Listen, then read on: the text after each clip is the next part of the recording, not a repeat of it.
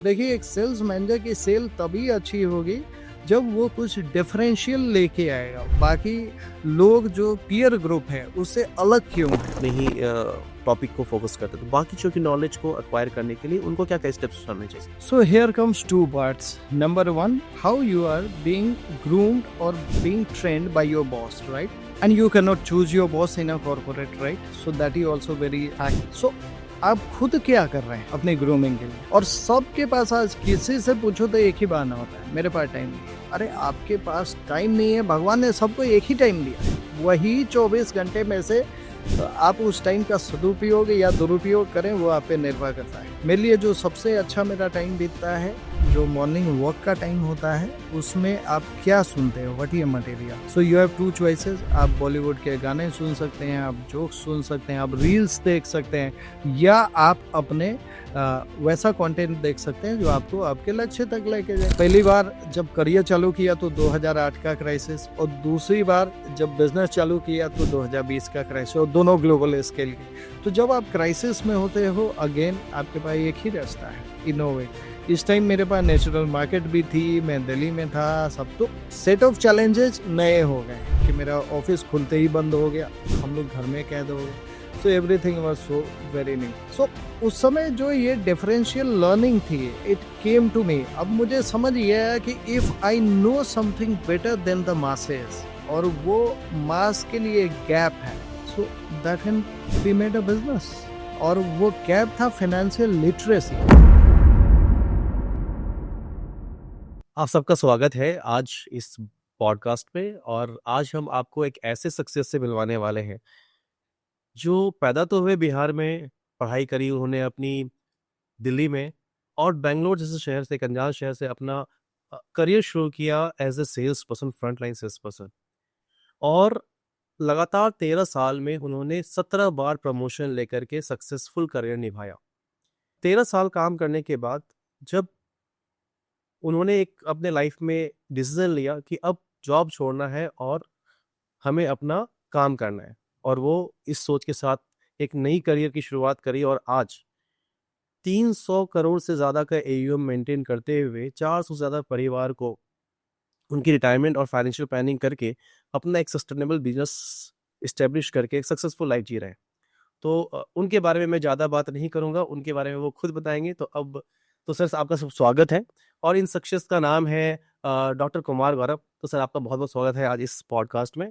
और अब हम आपसे ही सुनना चाहते हैं कि आपका ये जो कॉर्पोरेट लाइफ का करियर था 13 साल का, इसके बारे में आप इसको कैसे देखते हैं? Thanks, Sumit.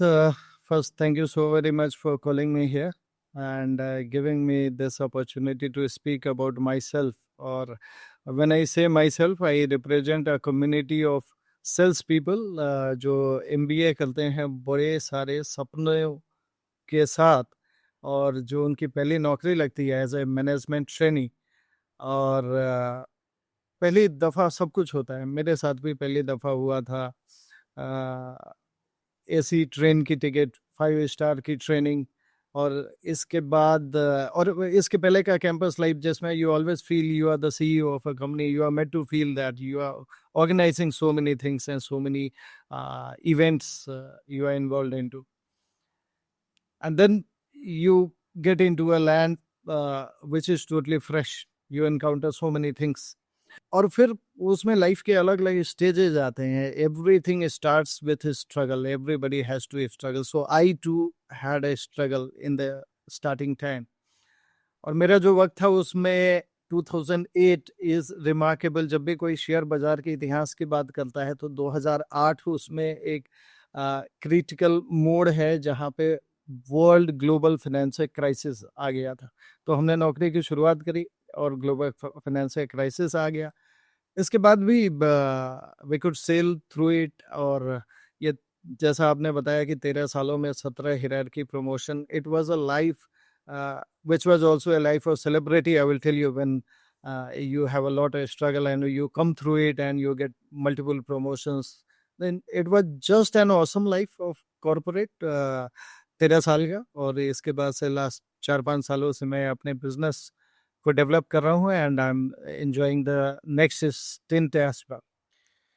तो सर आपने कहा जब क्राइसिस आया था तब आपने जॉब शुरू करी और उस समय लोगों की नौकरी जा रही थी मार्केट में और जिनके पास नौकरी भी थी भी उस उनके ऊपर बहुत प्रेशर था। स्पेशली सेल्स ऑर्गेनाइजेशन में बीएफएसआई की हम बात करें, तो वहाँ ऐसे भी नॉर्मल डेज़ में भी प्रेशर बहुत होता है काम का। आपके ऊपर भी प्रेशर रहा होगा। तो एज़ अ न्यू जॉइनी आपने क्या-क्या चैलेंजेस फेस किए उस क्राइसिस के टाइम पे और खुद को कैसे स्टेबल रखा? Yeah, that question is very close to my heart. मुझे अपने दिन याद आ जाते हैं, जैसा आपने बताया मेरे इंट्रोडक्शन में कि पैदाइश बिहार की है। पढ़ाई लिखाई जो ग्रेजुएशन लेवल और पोस्ट ग्रेजुएशन होता है वो दिल्ली की है, एनसीआर की। और जो पहली नौकरी लगी वो बेंगलोर, जो कि साउथ था। और पहली बार साउथ में ट्रेन से जब मैं उतर रहा था, रात का वक्त याद है, तो उस धरती पे पैर रखते हुए चारों तरफ कुछ अनजानी सी भाषा, नए लोग, different culture. So everything was very new for me, and I didn't imagine the life is going to put so many challenges in the start of the career. जैसा हमने सोचा था कि जाते ही हमें एक केबिन मिलेगा, सीट मिलेगा, ऐसा तो कुछ हुआ नहीं जी। शुरुआती में ही हमें कहा गया कि भैया go out and make distributors life insurance. Reliance life insurance was my first company. So हमें डिस्ट्रीब्यूटर्स रिक्रूट करने होते थे अपने इंश्योरेंस प्रोडक्ट्स के लिए। So the biggest challenges were number one, भाषा मेरी नहीं थी, शहर मेरा नहीं था। नॉर्थ और साउथ में एक डिवाइड होता है। The perception in south for the north people are not very very welcome. And then इसके ऊपर वो कहते हैं ना, सोने पे सुहागा, तो वो चालू हो गया, वो global financial crisis. Imagine I am going out meeting peoples, selling markets and markets are dipping down. और वो भी उस एक्सटेंट में कि 7 महीनों में बाजार 77% का फॉल हो गया।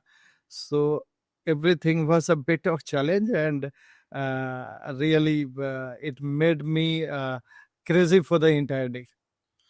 तो उस कंडीशन में नया शहर, नई लैंग्वेज और इंश्योरेंस में स्पेशली ये कहा जाता है कि अपने नेटवर्क के लोगों को पहले टैप कर किया जाता है और वहाँ आपके लिए शहर नया था तो अपने जान-पहचान के लोग तो बहुत कम रहे होंगे और ओपन मार्केट में जाके काम करना होता है और साथ ही साथ रिजेक्शंस बहुत होते हैं उसमें, खासकर वो समय जब ऑलरेडी मार्केट क्रैश हुआ है, फाइनेंशियल मार्केट में काम करते हुए फाइनेंशियल क्राइसिस को फ़ील कर रहे हैं, तो कस्टमर्स भी नेगेटिव रहते हैं ज़्यादा।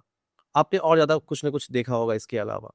तो इस सिचुएशन को हैंडल कैसे किया आपने फिर? सो सुमित, मुझे लगता है the first blunder which any insurance sales guy does, या उसकी जो ट्रेनिंग होती है, even in my training we are told to categorise markets, and the first market is start with your natural market. और जहाँ ये नेचुरल मार्केट में penetrate करने की कहानी शुरू होती है ना, वहीं से गड़बड़ी चालू हो जाती है।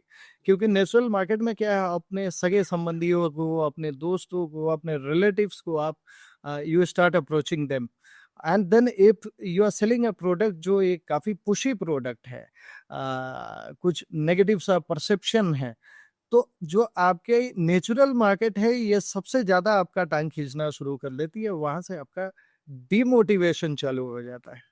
So that was the something which was a bliss which came to me, because वहां मेरा कोई नेचुरल मार्केट था ही नहीं। सो मेरे पास एक ही हथियार था, एक ही तरीका था। I had to innovate, I had to learn. Every day was an innovation for me. सुबह उठने की आदत थी, तो शुरुआती हुई सुबह 5 बजे जब मैं उठ के अपने मॉर्निंग वॉक पे निकलता था। तो बेंगलोर के one of the posh colonies में मैंने अपना रेंटल हाउस लिया था, जहाँ मैं रह रहा था। मुझे ऐसा लगता था कि जहाँ मेरी ऑडियंस है, the kind of audience I want to target, मुझे उधर ही रहना है। तो उधर ही रहना है और उनसे फिर कम्युनिकेट करना है। और कम्युनिकेशन के लिए कोई और जरिया नहीं, या तो मैं फ़ोन करूं, तो उसके लिए डेटा नहीं, सब कुछ शुरुआत से ही करनी है। नेचुरल मार्केट था ही नहीं। तो एक चिट्ठी लिखा मैंने, और चिट्ठी पे यही सारे शब्द लिखे कि भाई मैं बिहार में पैदा हुआ, दिल्ली में पढ़ाई किया, और आपके शहर में आजीविका कमाने, रोटी कमाने आया हूँ मैं। आपको कुछ बताना चाहता हूँ, आपको मिलना चाहता हूँ। द वर्ल्ड इज फ्लैट, वो एक किताब थी, काफी फेमस किताब है। उसकी कुछ पंक्तियां मैंने लिख दी कि there are enough opportunities in the world to multiply your income. So उनमें से कुछ अपॉर्चुनिटी मैं आपको बताना चाहता हूँ, और आपका वक्त चाहिए। सो ये चिट्ठी लिख के, not any pamphlet, not any advertisement, जब मैं सुबह 5 बजे मॉर्निंग वॉक निकलता था, 1 घंटे के अंदर जितने मुझे खत दिखते थे सारे लेटर बॉक्स में ये चिट्ठियां डाल के आ जाता। एक दिन में मे बी 70-80, कभी 100 भी। So by the time I started for my office, 9 बजे मेरा ऑफिस होता था जयनगर, जो HAL में रहता था मैं बेंगलोर से। जयनगर की दूरी 1 से 1.5 घंटे होती थी। तो वो बस का सफर, उस समय पैसे थे नहीं, ना गाड़ी थी, बस पकड़नी होती थी। तो ये 1 से 1.5 घंटे के बीच में ही मेरे को 2-3 फोन आ जाते थे, जो नॉर्मली लोग कहते हैं कि जो पेपर में आप पैम्पलेट डलवाते हैं या कोई ऐसा एक्टिविटी करते हैं, you don't get any response. मगर ये चिट्ठी जो अगर आप अपने दिल से लिखते हैं और कोई किसी भी माध्यम से आप डालते चले जाते हैं, सर्कुलेट हो जाते हैं, so there may be people who connect to you, who resonate to you, who had similar experience or life। तो पहला कॉल मेरे पास आया था Bangalore chamber of commerce and industries के सेक्रेटरी जनरल का। He had just retired. उन्हें मेरी भाषा अच्छी लगी थी, मेरी कहानी अच्छी लगी थी, और उन्हें द वर्ल्ड इज फ्लैट उनकी काफी फेवरेट किताब थी। तो you can understand the profile. Commerce and secretary general, सारे इंडस्ट्रीज के रेफरेंस उनके पास थे। उन्होंने मुझे कहा कि तुम्हारे लिखने का तरीका बड़ा अच्छा लगा है मुझे, come let's have a dinner. और वहां से ये यात्रा जो है शुरुआत हुई थी। इंटरेस्टिंग। तो जो मुझे समझ में आ रहा है कि आप जब अपने प्रोस्पेक्ट से कम्युनिकेट कर रहे हैं, the way people are communicating in general, so आपका वे अगर अलग हो तो रिजल्ट भी अलग आता है। ये हमारे ऑडियंस के लिए बहुत समझने वाला पॉइंट है। एज अ सेल्स पर्सन जब आप ज्वाइन करते हैं इंश्योरेंस जैसी इंडस्ट्री में, और वहाँ पे मार्केट का टैप करना होता है हमें, और फ्रस्ट्रेशंस अगर नहीं चाहिए आपको लाइफ में, तो आप कुछ ना कुछ ऐसा सोचे और ऐसा करें जो दुनिया नहीं कर रही है, और तभी वो आपके पास रिजल्ट आएगा जो दुनिया के पास नहीं पहुंच रहा है। बहुत बढ़िया। सो ये जो प्रमोशन का आपका एक सीरीज चला, 17 प्रमोशन 13 सालों में, तो फ्रंट लाइन सेल्स में जब आप रहे और पहला प्रमोशन लिया आपने, वो फीलिंग्स क्या थी आपकी? Yeah, again, I'll have goosebumps when I got my first promotion letter as a branch manager। और मैं आपको बता दूं कि ये जो 2008 का जो फॉलआउट रहा क्राइसिस का, the company in which I entered, उन्होंने 300 मैनेजमेंट ट्रेनीज लिए थे पैन इंडिया से, और उन्हें 300 ब्रांच खोलने थे, और उनके लिए ब्रांच मैनेजर्स के रूप में हम सब लोगों को लिया था। और इसके बाद जो क्राइसिस आया, उसके इम्पैक्ट के तौर पे, रिजल्ट के तौर पे, एग्जिस्टिंग 2000 ब्रांचें उन्होंने बंद कर दी। तो आपको पता लग गया होगा हमारा क्या हासिल हुआ होगा। पूरे 300 एमटीज की लाइफ अधर में लटक गई। उन्होंने एक बेंचमार्क सेट कर दिया कि इस लाइन के ऊपर जिनका बिजनेस है उनको सोर्सिंग रोल में डिमोट करके रख लो विथ रिड्यूस सैलरी, और जो इसके ऊपर उसके नीचे उनको फायर कर लो। So since my ranking was pan India number 1, I had to fight the case तो literally. This is for first year, पहले ही साल? पहले ही साल, मैं अपने पहले साल एमटी वाली बात बता रहा हूँ। तो वो फाइट करने के लिए when I went to the head office, उनके पास सामने अवार्ड रखे, ये रिकॉग्निशन, अपने अप्रिसिएशन लेटर्स वगैरह दिखाए, तो I was the one guy in my channel, agency channel, who were retained and promoted, but I didn't get that branch manager वाला चिट्ठी। I remained in a sourcing role, मेरा Delhi transfer हो गया। So since this branch manager aspiration was deeply engraved inside, so Delhi आने के बाद I changed my job, state bank of India life insurance के साथ आया मैं।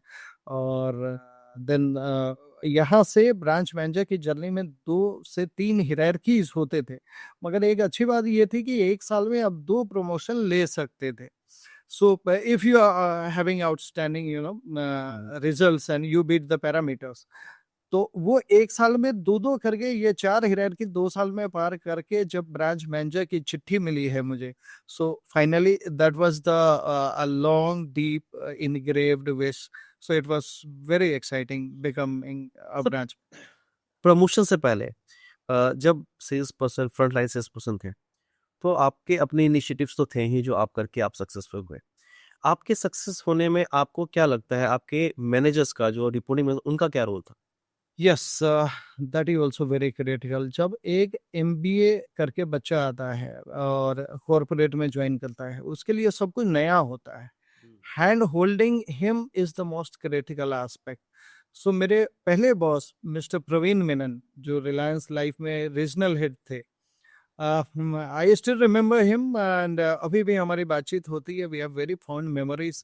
The person, the boss was so gentle and he cared for me so much कि इतना busy schedule होने के बाद, और जबकि एक जो एमटी होता है उसकी आउटपुट इतनी ज़्यादा नहीं होती, टारगेट भी कम ही दिए जाते हैं। सो सेम टारगेट पे पुराने सेल्स मैनेजर्स शायद एमटी से कम सैलरी लेके भी ज़्यादा काम कर रहे होते हैं, और एक रीजनल हेड के हाथ में इतना सारा बर्डन होता है to meet targets and all. But he always had time for me. वो मेरी मीटिंग्स में पर्सनली जाते थे, और शाम में सारा काम खत्म करने के बाद मैं अपने पूरे दिन की स्टोरी उन्हें सुनाता था, और वो काफ़ी इंटरेस्ट से इसको सुनते थे और फिर अपने फीडबैक्स देते थे। So I mean energy was mutual. मैं सुबह से लेकर शाम तक अपने नए नए इनोवेशंस या जो काम करता था उसकी बातें करता था। वो मुझे रिस्पॉन्ड भी करते थे और वो मुझे अपने क्रिटिकल फीडबैक्स भी देते थे। So the role of the manager is very critical. I still remember mister Praveen Maina. और उसका फ़र्क भी पड़ता है फिर कि लाइफ में, करियर में उनसे सपोर्ट मिल जाता है और हमारे आगे में एक धक्का सा लगता है कि हाँ, वो और स्पीड बढ़ जाती है हमारे काम करने की। अच्छा, जब आप मैनेजर रोल पे आए, आपकी अपनी एक टीम थी, तो आपने जो कुछ सीखा था आपने उसमें से क्या इम्प्लीमेंट किया? अपनी टीम को कैसे मेंटर किया? कैसे उनको मोटिवेट किया? क्योंकि प्रमोशंस आपका फिर आगे भी बढ़ता रहा है। तो आगे प्रमोशंस लेने के लिए आपको अपनी परफॉर्मेंस भी देखनी थी और अपने जो डाउनलाइन है उनको भी परफॉर्मर बनाना था। तो उसके लिए आपने उसको कैसे मैनेज किया और वहाँ पे कैसे परफॉर्म किया? Yes. So Sumit, the moment you change your hierarchical role, तो सबसे पहले you will have to unlearn certain things and learn the new things. Your profile, entire personality should have some difference, you know. और of course जो आपने अपनी वाली life जी है उससे आपको एक सबक मिल ही जाता है। So I was ready for the role in 2000 probably 11। Greater Noida SBI life branch में मुझे ब्रांच मैनेजर बनाया गया था। And that time again the challenge was there, क्योंकि जो टीम है वो परफॉर्म नहीं कर रही थी, और we had lot of people जिनके बारे में ये फीडबैक था कि इनको, नॉर्मली इंश्योरेंस कंपनी में क्या हुआ, somebody is not performing for a long time, you start making strategies to drive him out. तो अब इस रोल में अगर आपको एक ब्रांच दी जाती है आपके हाथ में, इतने ज्यादा मार्केट में टैलेंट आप कभी भी नहीं पकड़ पाओगे। You have to groom your team. ये सबक मुझे पहले से पता था। तो you have to critically analyse कि गैप्स कहाँ आ रहे हैं। तो एक एफओएस के लाइफ में आप देखिए सबसे बड़ा गैप क्या होता है, वो दिन में कितने इनकाउंटर्स, लाइव इनकाउंटर्स हो रहे हैं। सेल्स का सक्सेस लाइव इनकाउंटर से आता है, जो सेल्स की मीटिंग्स होती है। How many guys are able to do minimum 3 meetings also in a particular day? ये मीटिंग प्रैक्टिकली इम्पॉसिबल हो जाएगी अगर पहली मीटिंग ग्रेटर नोएडा में है, दूसरी मीटिंग गुड़गांव में और तीसरी पीरागढ़ी में है। तो वो बंदा एक मीटिंग करने के बाद दूसरी मीटिंग आते आते एग्जॉस्ट हो जाएगा। सो number one, your physical travelling is a big obstacle. Number two, आपके पास कोई प्लान नहीं होता है। आप आते हैं ऑफिस में और आज की मीटिंग को आज प्लान करना चाहते हैं। आप कुछ कॉल्स करते हैं, कुछ पुराने आपके होते हैं, तो आपका फर्स्ट हाफ वो मीटिंग्स प्लान करने में निकल जाता है। Second half, if you are lucky, आपको एक दो मीटिंग मिल जाती है जो सेकेंड हाफ कर पाते हैं। अदरवाइज आप सोचते हैं कि चलो आज का दिन निकल गया, कल इसको प्लान आउट करेंगे। So since I had done all those things, I tried कि मेरे जो लड़के हैं, मेरी जो टीम है, जो एफओएस है, they should plan their day 1 day in advance. आपको एक दिन पहले पता होना चाहिए मेरी कौन सी मीटिंग्स है। So when you join office, you are set for the day. Second, आपकी फिजिकल ट्रैवलिंग अगर हटानी है, तो why can't you go into the institutional markets. मेरे करियर में IIT Delhi, Jawaharlal Nehru university, IIT Powai, ये सारे इंस्टीट्यूशंस का बड़ा योगदान है। क्यों? क्योंकि जब आप एक कैप्टिव सेगमेंट में जाते हैं तो क्या होता है, एक बाउंड्री के अंदर you meet so many people. एक आईआईटी दिल्ली की बात करें, देयर 2000 फैकल्टीज और सबके चैम्बर आजू बाजू। तो आप सोचो कि एक मिस्टर मनोहर से आपकी मीटिंग है और मिस्टर सुरेश से मीटिंग है, you don't need to book a cab और you know don't need to book a travel. तो जहां 2 और 3 मीटिंग करने में सारा दिन निकल जाता है, मैं दिन के 10 और 11 मीटिंग प्लान कर लेता था। So the same thing I try to teach my guys, physical travelling avoid करना। You can keep a drivers. एक एफओएस का जो रोल होता है वो बिजनेस का होना चाहिए, वो सैलरी का नहीं होना चाहिए। क्योंकि हमें कहा जाता था कि आपकी जो सैलरी है दैट शुड बी आरडी और एसआईपी फॉर यू। आपका इंसेंटिव से आपका खर्चा चलना चाहिए। तो एक सेल्स मैनेजर अगर अपनी पहली इन्वेस्टमेंट एक ड्राइवर में कर ले, इफ यू आर हैविंग गाड़ी। मुझे याद है जब मैं 25,000 की सैलरी पे था तब भी 5,000 में अपना एक ड्राइवर रखा था और गाड़ी रखा था। इससे क्या होता था, मेरा 80% टाइम जो गाड़ी ड्राइव करने में जाता था और 20% काम में जाता था, वो 80% टाइम भी मैं काम कर रहा होता था पीछे, गाड़ी के पीछे। तो ड्राइवर की कॉस्ट निकालना बड़ा आसान होता है। एफओएस को बहुत सारे इंसेंटिव मिलते हैं। The only thing is you should have a mindset like a businessman, not a salaried guy. So आप ने जब अपना बिजनेस ट्रेवल किया तो ये बिजनेस माइंड तो आपका पहले से था, आपने अभी बताया। और ये एज अ सेल्स पर्सन, जब आप इंश्योरेंस जैसी इंडस्ट्री में या बैंकिंग फाइनेंस इंडस्ट्रीज में आप काम करते हैं, तो एज अ सेल्स पर्सन अगर आप इस थॉट के साथ काम करते हैं कि मैं एंटरप्रेन्योर हूँ और मुझे इंसेंटिव्स कमाना है, मुझे अपना टारगेट आप इस्टेब्लिश करते हैं कि मुझे इतना पैसा कमाना है, and then you can do it easily. और उसके लिए ये सारे इनिशिएटिव्स, उसके बाद ही आपका दिमाग चलना शुरू होता है कि मुझे क्या करना है फिर। ओके, तो आपने जब प्रमोशंस लिए, ब्रांच हेड बने, उसके बाद भी आगे प्रमोशंस लिए, तो 13 साल के करियर में बहुत सारे फ्रस्ट्रेशन वाले पॉइंट्स भी आए हों। तो ऐसा क्या चीज़ था, ऐसा क्या थॉट था कि जिससे वो फ्रस्ट्रेशन वाले पॉइंट पे आपने क्विटिंग नहीं करी और उसको फिर आगे ड्राइव करके कंसिस्टेंटली आपने खुद को कंटिन्यू रखा और प्रमोशंस वाले मोड पे रखा? तो वो क्या चीज़ था जो जिससे आप ड्राइव होते थे? सो सुमित, फ्रस्ट्रेशन जो वर्ड है, it's I think a largely miss interpreted word in today's context. आपके सामने कोई चैलेंज आया और कोई ऑब्स्टिकल आया और आप फ्रस्ट्रेट हो गए, आप डिप्रेशन की तरफ जाने लगे और आप एक नेगेटिव राह चुन लिए, that is one direction, you know. And the second direction है you have to fight, you have to come out. वो सारे स्ट्रगल आपके लिए आसान हो जाते हैं, उसके लिए आपने तरीके खोजने होते हैं। सो एक सेल्स पर्सन की जिंदगी में 2 चैलेंज हमेशा आएंगे। नंबर 1, जब आपका हायरार्की चेंज होगा, आपको एक नया प्रोफाइल में जाना होगा। और जब आप एक कंपनी चेंज करेंगे for some betterment, of course you change your profiles, you change your brands.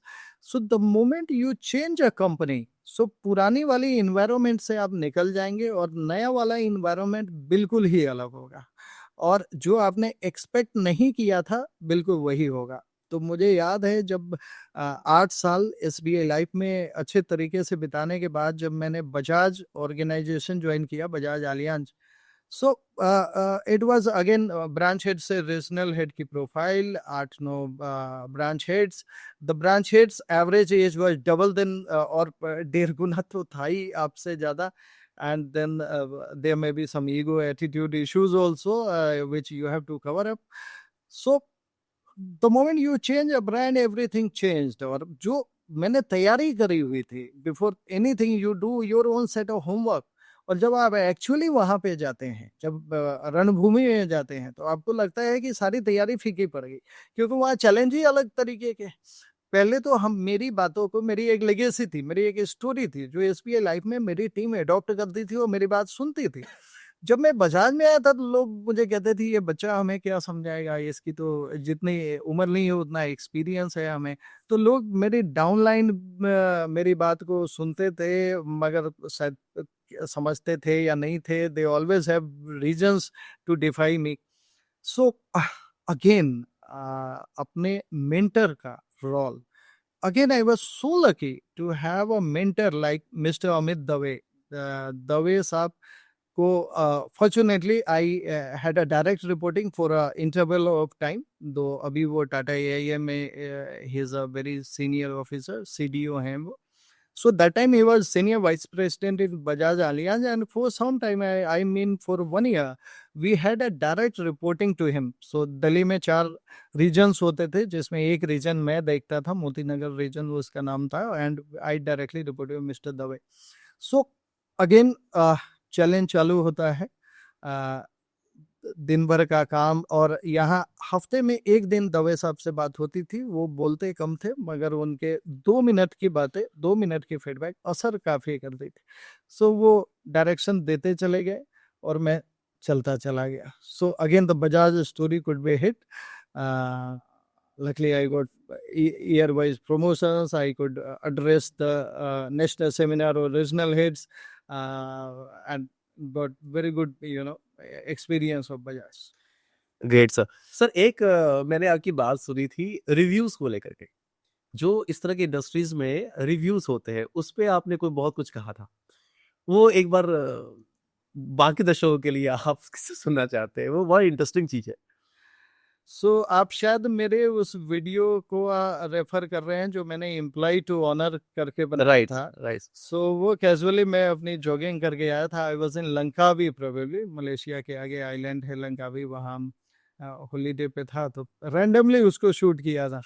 सो मुझे याद आता था उस दिन ट्यूसडे था, और नॉर्मली हम लोग इंश्योरेंस कंपनी में एक वीकली रिव्यू का कल्चर होता है, तो उसको हम मस्ती में जागरण कह देते थे. तो उस वीकली रिव्यू में साहब आपको बुलाया जाता है कि पूरा दिन आप आइए और अपने डिस्क्रिप्शन दीजिए आपके वीक का, और उसका सेट होता है माहौल लगभग कि किस बंदे को हमें ग्रिल करना है, किसे डोज देना है, और सारा दिन.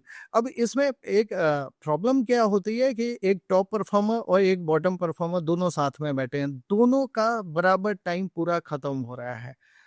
रिव्यूज इतने सेल्स लाइन में अच्छे नहीं होते, हाई पिच पे होते हैं.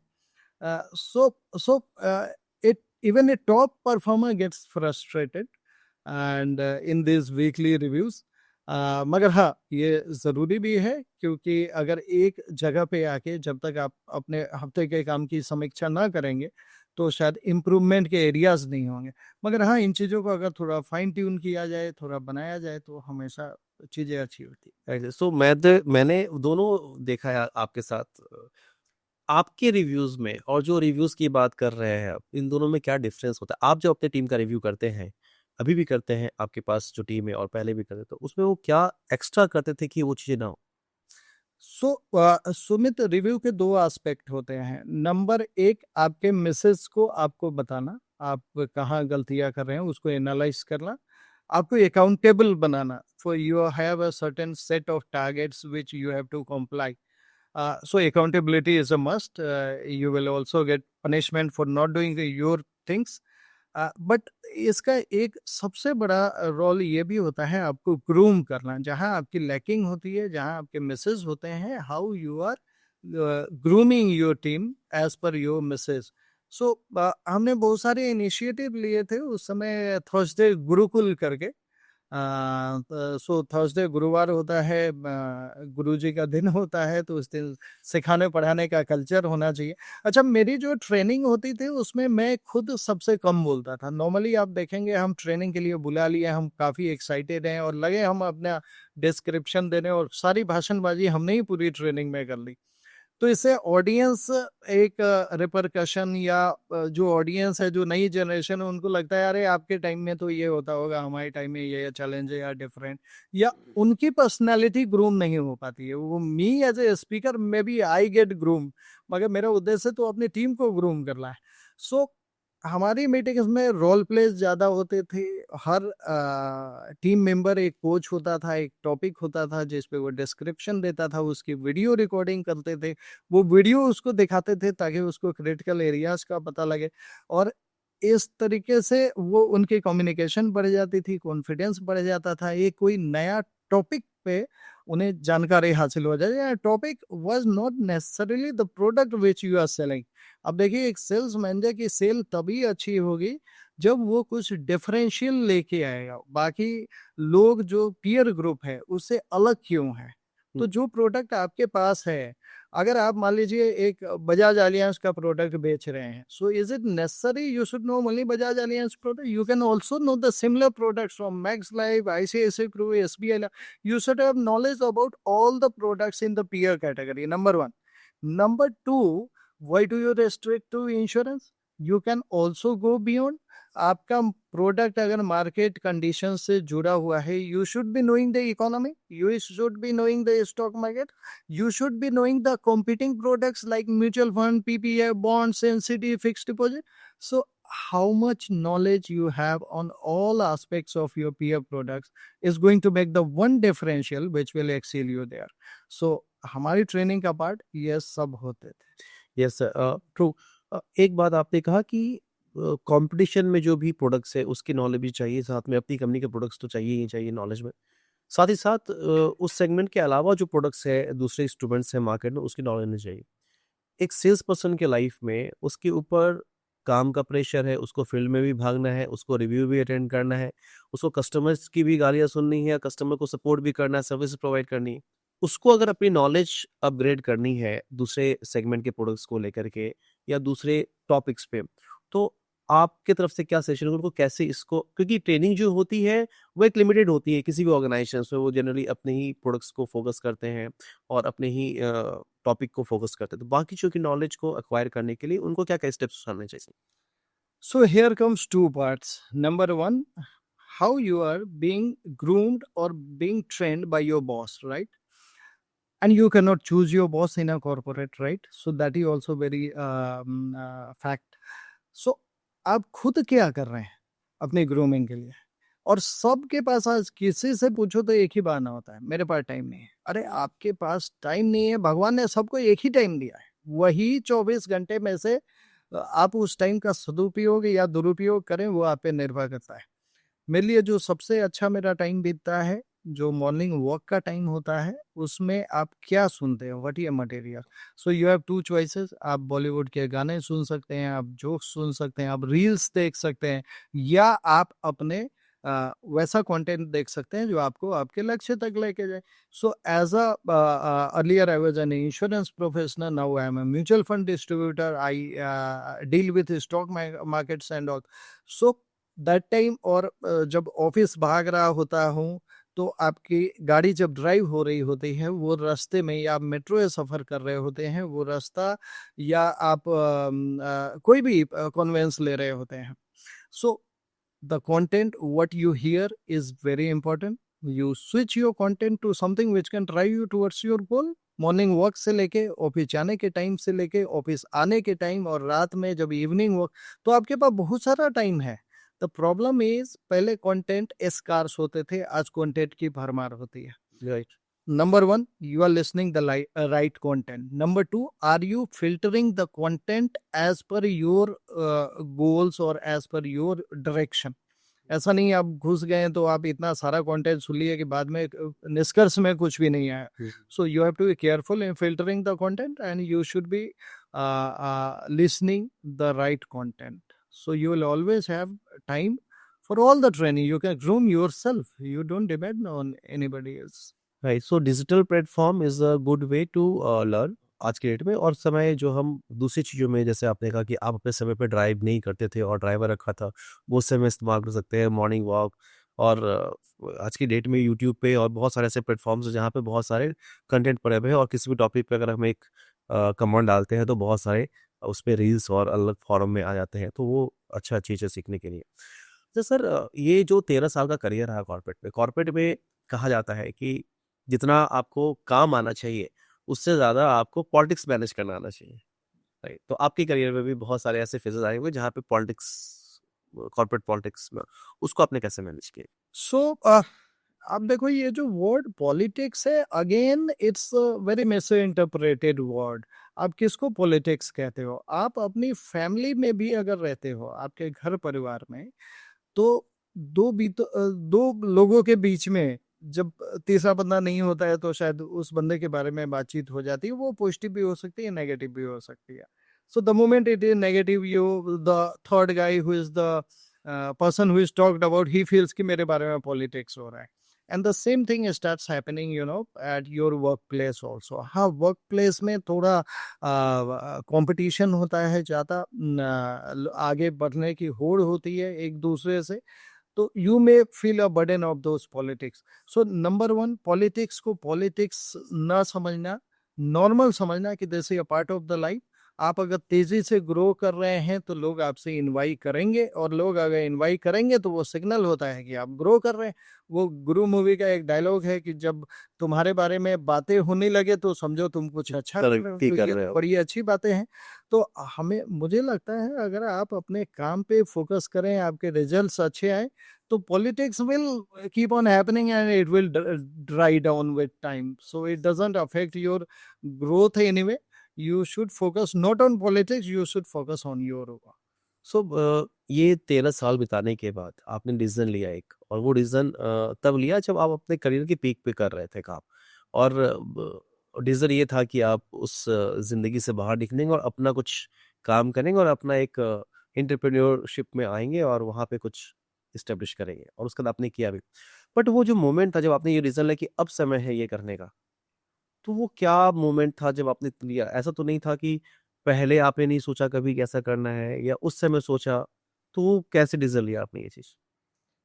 Uh, uh, again, I will frame it in this way. They are balance of two things. Number one, आपको जब एक लाइफ में आप जाते हो, एक सेट पैटर्न पे जाते हो, even if you are getting YOY promotions, YOY hierarchy changes, you are leading a very good life.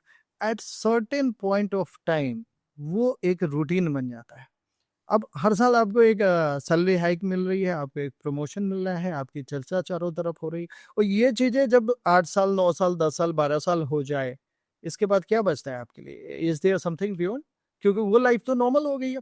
You need new set of challenges, क्योंकि unless and until you get new set of challenges, you don't you start lacking that kick factor.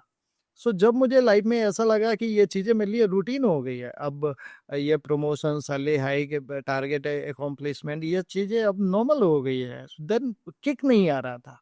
और then जब मुझे लगा कि नहीं, नई kick के लिए नए सेट ऑफ चैलेंजेस चाहिए, और नए लर्निंग चाहिए, नया ऑडियंस चाहिए. So it came as a natural flow. ऐसा नहीं है कि मैंने बहुत पहले से कुछ प्रिपेयर किया था. हाँ, ये ज़रूर अच्छी बात है कि उस समय ज़िंदगी का मिडिल एज का पड़ाव था. My life I was turning 40, और ये डिसीज़न मैंने ले लिया क्योंकि 40 के बाद कम से कम एक स्टोरी रहे आपके पास कहने के लिए कि I started my life at 40 और न्यू लाइफ एट 40. सो 40वां जन्मदिन था. पदोन्नति हुई थी, अच्छी हुई थी. टाटा कंपनी में था, टाटा ये लाइफ इंश्योरेंस का पार्ट था मैं. जोनल पोजीशन, जो अपने करियर का सबसे टॉप पोजीशन था उस समय. मोर देन 50 ब्रांचेस का कंट्रोल आ गया था. मगर उस समय आई हैड टू चॉइसेस, या तो मैं उसी पे रहता, नए चैलेंज को लेता, या I could entirely change the paradigm of my life. So I always wanted to have a control over my time. I always wanted to have a control over my location, and this could be into entrepreneurship. So that drive. तो sir, entrepreneurship में आने के लिए आपको बहुत सारी चीज़ें छोड़नी पड़ी। ऑब्वियसली वो क्राउड, जो आपकी एक टीम थी, 50 ब्रांचेस थे, तो कहीं न कहीं जब हम काम कर रहे होते हैं तो वो दिल के बहुत करीब होता है ये सब कुछ। तो जब हम छोड़ कर के नया काम शुरू करते हैं तो बहुत सारी चीज़ें अनलर्न करनी होती हैं हमें, और ताकि हम इसके हिसाब से प्लान कर सकें और काम कर सकें। वो सारी चीज़ें क्या थी जो आपने अनलर्न करी? देखो, जब भी कोई चेंज होता है, any transition will always be frustrating. वो थोड़ा एक गैप होता है. Morning to evening reviews, meetings, con calls, और जैसे ही आप छोड़ते हो सो एक सन्नाटा हो जाता है. It becomes a silence. आपकी जो पुरानी ऑडियंस है वो आपको भूल जाती है, आप उनके बुक्स में से गायब हो जाते हो. And since you are so connected to पुराना वाला audience, so that always gives you frustration. मेरे लिए इनफैक्ट जब मैंने अपना बिजनेस चालू किया 2019 October, I decided to come out, और 2020 के जनवरी में मुझे याद है कि मैंने अपना नया ऑफिस खोला था और कोरोना का पहला वेव आ गया, वी वर लॉकडाउन। सो पहली बार जब करियर चालू किया तो 2008 का क्राइसिस, और दूसरी बार जब बिजनेस चालू किया तो 2020 का क्राइसिस, और दोनों ग्लोबल स्केल के। तो जब आप क्राइसिस में होते हो, अगेन आपके पास एक ही रास्ता है, इनोवेट। इस टाइम मेरे पास नेचुरल मार्केट भी थी, मैं दिल्ली में था, सब। तो सेट ऑफ चैलेंजेस नए हो गए कि मेरा ऑफिस खुलते ही बंद हो गया, हम लोग घर में कैद हो गए। So everything was so very new. So उस समय जो ये डिफरेंशियल लर्निंग थी, आई इट केम टू मी। अब मुझे समझ ये आया कि if I know something better than the masses, और वो मास के लिए गैप है, so that can be made a business. और वो गैप था फाइनेंशियल लिटरेसी। आज आप देखो, anybody moving into a bank or any institution, they are always advisors, people who advise for इसमें इन्वेस्ट करो, उसमें इन्वेस्ट करो। nobody cares कि अगले की रिक्वायरमेंट क्या है। हम सीधा समझते हैं इनके पास पैसा है और हमें इन्हें पुश करना है और इनसे पैसे निकालने हैं। So that becomes the Endeavour, और फिर वो टग ऑफ वॉर हो जाता है। अगर मैं ज्यादा स्मार्ट हूं तो पैसे निकाल लूं, और तुम ज्यादा स्मार्ट हो, चुपचाप बच के चल जाओ। It ideally should be other way around. आप फाइनेंशियल एडवाइजर का रोल होता है आपके साथ बैठे, आपकी फाइनेंशियल गोल्स की समीक्षा करे, उसको short term, mid term, long term में कैटेगराइज करे। हर गोल के लिए अलग ही इंस्ट्रूमेंट होता है, there can not be one size fitting all. So ये सारा रोल एक व्यक्ति तभी निभा सकता है when he is himself educated on those lines, his intention and character is like that to handle somebody finances, because handling somebody's finances very critical, you know। लोग अपनी जिंदगी में जितना भी सामान पाते हैं, हायरार्की में अच्छा करते हैं, टॉप करते हैं, सबके आउटपुट में वो पैसा कमाते हैं, और ये पैसा they are handing over to somebody। So number one, why do they need somebody? Because they don't know, उनका ये विषय नहीं रहा है, मार्केट के इंस्ट्रूमेंट्स जो है उसके बारे में वो नहीं जानते। so they need professional assistant। now you're the person who is giving you that guidance, he should be having a differential knowledge, skill and character to give you that kind of advices and all। so ये corona time में I was gathering some knowledge, I started my mission educate empower collaborate, that ये financial literacy mission which I have been conducting from last 5 साल। WhatsApp के group बनाए, उस पर retain मैं अपने ब्लॉग्स लिखता था, नोट्स लिखता था, अखबारों के आर्टिकल्स लिखे मैंने, लोगों को पढ़ाना। कोई प्रोडक्ट, कोई पैम्पलेट, कुछ भी नहीं, only knowledge about bytes, about market conditions. कोई प्रोडक्ट मिला, उसका कंपैरिजन 2-3 प्रोडक्ट का कर लिया, सबको भेजना शुरू कर। Slowly it started making my repo among my audience. कुछ दिनों बाद, 6 महीना, 1 साल बाद, परसिस्टेंटली करने के बाद मेरे पास कॉल्स आने शुरू हो गए। कोई बंदा अगर कहीं स्ट्रक होता था तो वो मुझे कॉल करता था कि मैं इस फला ब्रांच में खड़ा हूँ, मुझे ये प्रोडक्ट पिच किया जा रहा है, आपके कमेंट्स क्या है। And I never told them कि हाँ नहीं, आपको एकदम से मेरे से करना है। I used to give them unbiased feedbacks and all. So coming back to your question कि नेक्स्ट रोल में चैलेंज क्या थी, तो बिजनेस डेवलप होना शुरू हो गया था।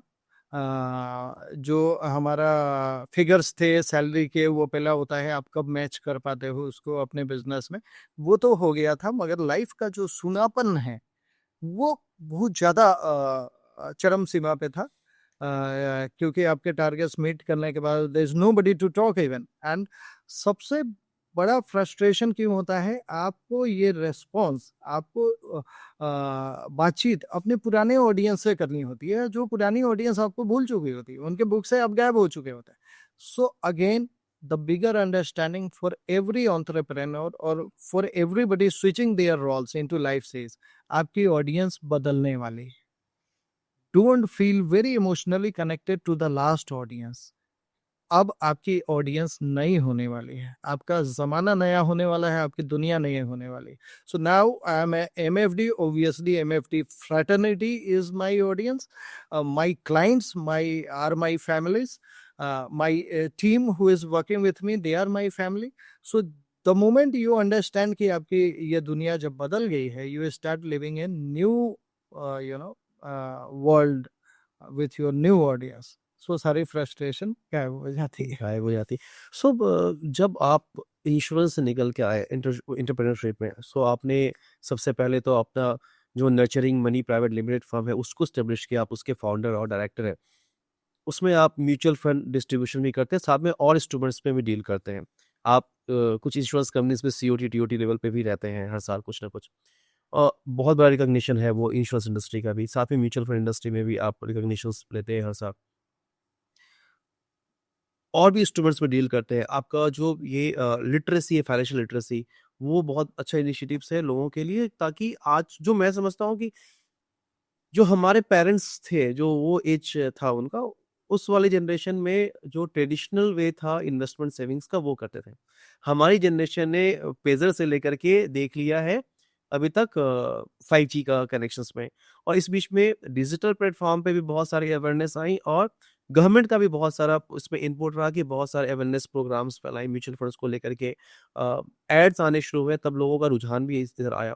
तो एज ए एंटरप्रेन्योर जहाँ पे हम मल्टीपल चीज़ों में डील कर रहे हैं, खासकर आपके जो क्लाइंट बेस है मेजरली डिफेंस सिस्टम में और पीएसयूज के हैं, जहाँ पे एजुकेटेड लोग भी हैं, वहाँ पे आपको कस्टमर टैप करने में, या जैसे कि आपने पहले भी अपने जॉब वाले रोल पे भी आपने इंस्टीट्यूशनल बिजनेस को पकड़ा, और अभी भी वैसा ही कुछ कर रहे हैं कि इंस्टीट्यूशनल बिजनेस को पकड़ के वहाँ पे काम करें, ताकि आपका एक ही जगह पे फोकस रहे।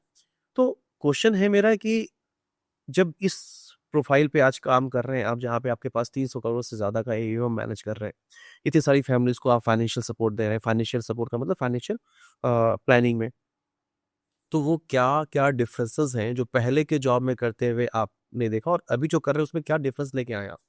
अपने नॉलेज को लेकर के या कस्टमर को अप्रोच को लेकर के? So, if I have rightly interpreted your question, पुरानी वाले रोल में जो मेरे प्रोडक्ट था, that were insurance products, right? और that constituted to be 5% of the wallet share of any person, right? So you have a limited share into the wallet, and then you start pitching that, and then you meet your target. So एक तरफ आपको target meet करना, दूसरा तरफ अपनी audience को value देना. So you have to make that balance. अपना टारगेट के चक्कर में आपने किसी का गाढ़ी कमाई का पैसा, मेहनत का कमाई का पैसा, उसको खराब नहीं करना है. सो ये संतुलन बनाना हर प्रोफेशनल के सामने होता है एक रोल में. आज मेरा रोल बिल्कुल बदल चुका है. I can afford to be unbiased. दो काइंड ऑफ फाइनेंशियल एडवाइजर्स होते हैं. One who represent a company to a client, and another who represent client to a company. So the moment you are the client side, इसका मतलब आपको impartial होना पड़ेगा. You shouldn't be attached to any particular company. You should have linkage with all the company, all the product, what's happening, and all the asset classes.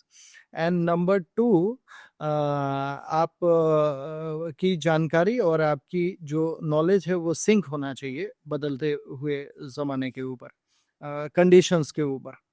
सो एक बात मैं हर बंदे से कहना चाहूँगा जो इस रोल में आना चाहता है या ड्रीम करता है कि कल को इस रोल में आना है. जो रिलेशनशिप आप बनाते हैं as a front line sales guy with your audience. मेरी ऑडियंस क्या थी? वो क्लाइंट्स, वो इन्वेस्टर्स जो मेरे प्रोडक्ट्स में निवेश करते हैं. फ़र्क इस बात का नहीं पड़ता कि आपने कितना परफेक्ट प्रोडक्ट उन्हें दिया है. फ़र्क इस बात का पड़ता है आपने उस रिलेशनशिप को कितना ज़्यादा निभाया है. जब उन्हें ज़रूरत पड़ी तो आप उनके सामने खड़े रहे या नहीं रहे. आपका प्रमोशन हो जाएगा, आपकी पदोन्नति हो जाएगी, आप पुराने क्लाइंट्स को भूल जाएंगे और आप नए-नए क्लाइंट्स देखते रहेंगे. सो फाइनली ऐसा होगा कि आपकी सारी मेहनत ज़ीरो हो जाती है. सो ये मेरा आज जो बिज़नेस बन पाया जो इंस्टीट्यूशंस में, आप देखिए जो पुराने एफओएस टाइम के जो मेरे क्लाइंट्स थे, उन क्लाइंट्स के साथ जो रिलेशनशिप रह गया, जो काफ़ी मधुर रिलेशनशिप रह गया, और रिलेशनशिप इतना कि जब भी उन्होंने मेरी ज़रूरत हुई, जब भी उन्होंने मुझे खोजा, तो मैं उनके सामने खड़ा हुआ मिला मुझे, and they help me with big heart. और आज जितना बड़ा ये 300 करोड़ पिछले 4 सालों में ही हमने बनाए हैं as a mutual fund and PMSAEM and NCDs वगैरह, स्टॉक्स वगैरह कुल मिला के, तो ये सब आपके पुराने क्लाइंट्स का जो प्रेम है, जो ट्रस्ट है, जो सपोर्ट है, क्योंकि धीरे धीरे क्लाइंट्स आपके कैरेक्टर को पहचानते हैं, वो आपके इंटेंट को पहचानते हैं, आपके प्रोडक्ट और कंपनी से उनको मतलब नहीं रहता, right. and that gives you a thrust into your business. So final word is relationship. It's all about relationship, and it's all about your character and intent. So sir इसी पे एक सवाल है, वो कौन से 3 प्रिंसिपल्स हैं आपके जिसको आप क्रेडिट देना चाहेंगे अपने सक्सेस के लिए? Knowledge, skill, character. राइट, बहुत बढ़िया। Because knowledge should be differential. अगर आप एक बिजनेस में हैं, एक सेल्स में हैं, you should have a differential knowledge. अगर आपके जैसे हर जगह भीड़ है, आप जो प्रोडक्ट लेके आ रहे हैं हर प्रोडक्ट में कंपटीशन है। जब मैं कंपनी में सेल्स मैनेजर था या अलग अलग रोल्स पे था, तो वहाँ भी भीड़ थी, वहाँ भी कंपटीशन था। जब कंपनी से निकल के एंटरप्रेन्योर की भूमिका में आया हूँ, तो ऐसा नहीं है कि बाहर लोग बैठे हुए हैं कि इधर गौरव जी ने शुरू किया है और लोगों ने हार पहनाना शुरू किया है। तो कंपटीशन इधर भी है और इधर तो और फायरस कंपटीशन है। So what your differential knowledge you have, what your peers don't have. So number one is knowledge, and number two is how do you execute the knowledge. कई बार हम देखते हैं कि हम नॉलेज लेते रहते हैं, किताबें पढ़ रहे हैं, अखबार पढ़ रहे हैं, CNBC TV देख रहे हैं, मगर उस नॉलेज को एग्जीक्यूट नहीं कर रहे हैं। So if you are not executing the knowledge, it's just intellectual entertainment, बौद्धिक मनोरंजन। एग्जीक्यूशन बहुत जरूरी है। सो एग्जीक्यूशन जब नॉलेज का करते हैं तो डेवलप क्या होता है, स्किल। इसके लिए मेहनत करना होगा, आपको भागना होगा, आपको समय का इस्तेमाल करना होगा प्रॉपर्ली अपने। सो अब नॉलेज भी आ गई आपके पास, स्किल भी आ गया, और फिर तीसरी चीज है कैरेक्टर, आपका चरित्र। आपका कैरेक्टर डिटरमिन करेगा इस बिजनेस में आप लॉन्ग लास्टिंग रहने वाले हैं या नहीं। As a sales guy, as a financial coach, मेरा सिर्फ एक मिशन है, how to create value for my audience. मैं अपने क्लाइंट्स के लिए उनकी ज़िंदगी में क्या वैल्यू प्रोड्यूस करता हूँ, मेरे होने से उनकी ज़िंदगी में क्या बेहतर चीज़ें आती हैं। That is the only criteria in which my business will flourish, and that entirely depends upon my intent and character. So knowledge, skill and character, 3 words. क्या बात है। अच्छा सर, आज आप सक्सेसफुल रहे एज अ सेल्स पर्सन भी corporate में, अब एज ए बिजनेसमैन भी आप सक्सेसफुल है। सक्सेस को अब आप कैसे देखते हैं? आपके लिए सक्सेस क्या है लाइफ में? अगेन सुमित, सक्सेस तो कोई मंजिल तो है ही नहीं। जैसा मैंने पहले पढ़ा था, महसूस कर रहा हूँ किसी पॉइंट ऑफ टाइम में मुझे सफल में हूँ या कहाँ हूँ मुझे समझ नहीं आता। मुझे खाली इतना समझ आता है कि सुबह उठना है, सेहत के लिए मॉर्निंग वॉक करना है, मॉर्निंग वॉक के साथ साथ नॉलेज को बढ़ाना है। इसके कारण आप जो जितने लोगों का आप भला कर पाओ। आज मेरी टीम में जितने लोग हैं, आज मेरी कंपनी में, मैंने उन्हें कोई टॉप MBA स्कूल से नहीं उठाया है। They are ordinary graduates, they were struggling into their companies और वे आर वेरी फ्रेशर्स। सो हमारे गुरु ने कहा था, it's a big blessing to be a blessing in somebody's life. किसी की जिंदगी में अगर आप आशीर्वाद बन के उतरते हो, ये आपकी जिंदगी का सबसे बड़ा आशीर्वाद है। तो 20-22 लोगों की टीम है, सारे फ्रेशर हैं, सारा अच्छा कर रहे हैं, उनको रोजगार मिल रहा है, that is one thing.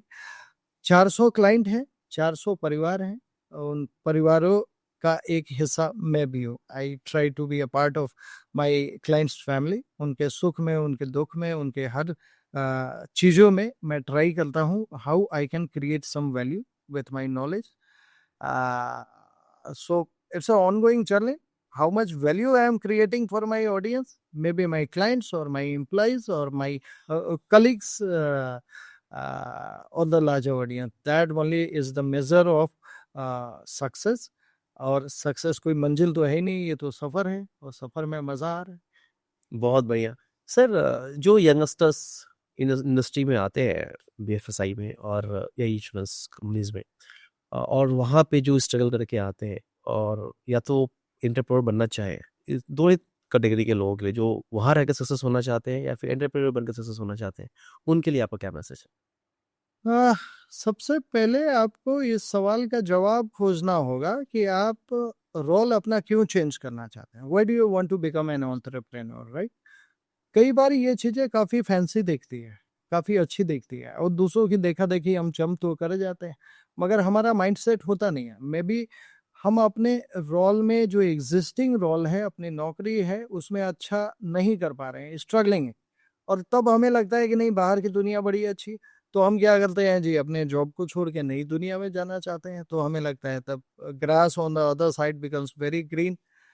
That shouldn't be the way to approach an entrepreneurship. If you are successful in one role, then only you will be successful in others role.